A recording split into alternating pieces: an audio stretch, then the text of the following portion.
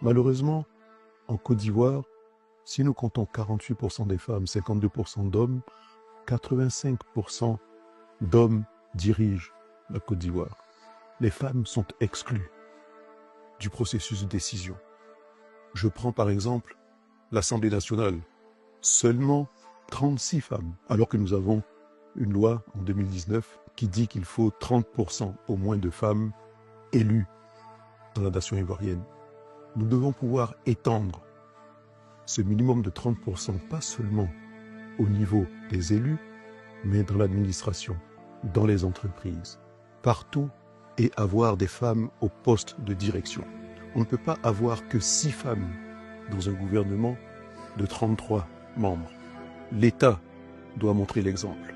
Nous aussi, on compte. Avec lui, nos voix seront entendues.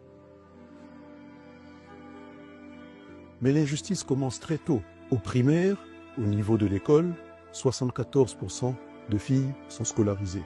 Lorsque l'on arrive au secondaire, il ne reste que 42% et dans l'enseignement supérieur, que 35%. Les femmes sont clairement discriminées. Et au-delà de cela, elles subissent de nombreuses violences, beaucoup d'injustices. Ça va jusqu'au féminicide. Il faut changer la condition des femmes.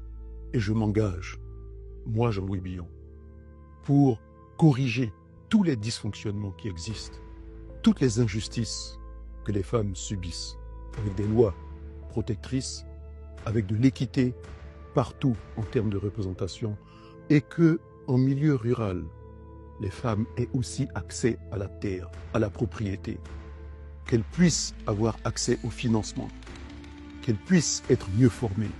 Nous avons besoin des femmes pour bâtir une Côte d'Ivoire forte.